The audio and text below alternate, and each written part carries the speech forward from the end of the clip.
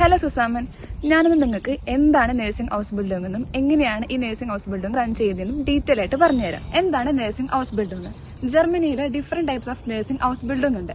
ഒന്നാമത്തെയാണ് ഐനിയാരിക, അതായത് ഒരു വർഷത്തെ കോഴ്സ്. ഈ കോഴ്സ് നമ്മൾ പഠിച്ചു കഴിഞ്ഞാൽ നമുക്ക് ഫ്ലീഗ് അസിസ്റ്റന്റിനായിട്ട് വർക്ക് ചെയ്യാം. പിന്നെയാണ് ദ്രൈയേരിക കോഴ്സ്, അതായത് 3 വർഷത്തെ കോഴ്സ്.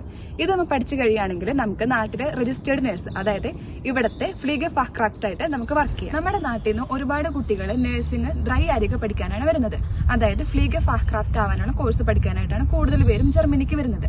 ജർമ്മനിയിലെ തിയറിനെ അപേക്ഷിച്ച് പ്രാക്ടിക്കൽ അവേഴ്സിനാണ് ഇമ്പോർട്ടൻസ് കൊടുക്കുന്നത്. 2700 മണിക്കൂർ പ്രാക്ടിക്കലും 2500 മണിക്കൂർ തിയറിയാണ് നമ്മുടെ ദ്രൈയേരിക കോഴ്സിൽ കംപ്ലീറ്റ് ചെയ്യേണ്ടത്. ഇനി നമ്മൾ മസ്റ്റ് ആയിട്ട് അറിഞ്ഞിരിക്കേണ്ട കാര്യമാണ് എന്താണ് ഷെയർപുങ്ക്റ്റ് എന്നുള്ളത്. അതായത് നഴ്സിംഗ് വരുന്ന ഒരു കുട്ടി മസ്റ്റ് ആയിട്ടും ഒരു ഷെയർപുങ്ക്റ്റ് ചൂസ് ചെയ്യണം.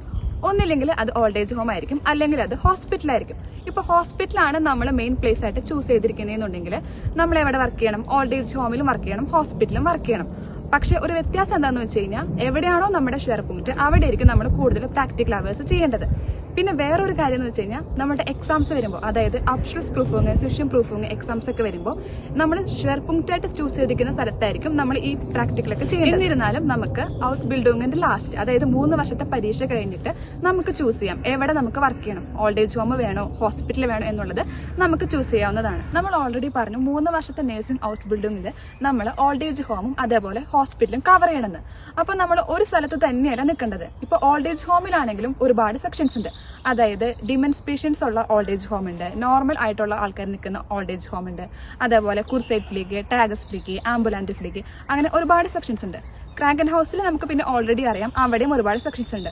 ന്യൂറോളജി, ഗൈനക്കോളജി, ഷിറൂഗി, ഇന്റൻസീവ്, അങ്ങനെ അവിടെയും ഒരുപാട് സെക്ഷൻസ് ഉണ്ട്. അടുത്തതായിട്ട് എല്ലാവരും ചോദിക്കുന്ന ഒരു ഡൗട്ടാണ് എങ്ങനെയാണ് നമ്മുടെ തിയറിയും പ്രാക്ടിക്കലും ഒക്കെ പ്ലാൻ ചെയ്യുന്നതെന്ന്. ഇതെല്ലാം പ്ലാൻ ചെയ്യുന്നത് നമ്മുടെ ഷൂളയിൽ നിന്നാണ്. അതായത് നമ്മുടെ തിയറി ആയിക്കോട്ടെ, പ്രാക്ടിക്കൽ, നമ്മുടെ ഉർലോബ് അതായത് വെക്കേഷൻ എല്ലാം പ്ലാൻ ചെയ്യുന്നത് ഷൂളയാണ്. നമുക്ക് എല്ലാ ഷൂളയിലും ഒരേപോലെ ആവണം എന്നില്ല. ഓരോ ഷൂളയിലും അതിന്റേതായിട്ടുള്ള റൂൾസ്, റെഗുലേഷൻസ്, കാര്യങ്ങളൊക്കെ. ഇനിയും നിങ്ങൾക്ക് ഇതേപോലെ ഹൗസ് ബിൽഡിംഗുമായിട്ട് ബന്ധപ്പെട്ട എന്തെങ്കിലും ഡൗട്ട്സ് കാര്യങ്ങളുണ്ടെങ്കിൽ നിങ്ങൾക്ക് കമന്റ് ചെയ്യാവുന്നതാണ്. അതേപോലെ ഇങ്ങനത്തെ ഇൻഫോർമേറ്റീവ്സ് വീഡിയോസ് കാണണമെങ്കിൽ വേഗം ഈ പേജ് ഫോളോ ചെയ്യുക. അപ്പോൾ അടുത്ത വീഡിയോയിൽ കാണുന്നവരേക്കും ബിസ് ഗ്ലൈഷ്.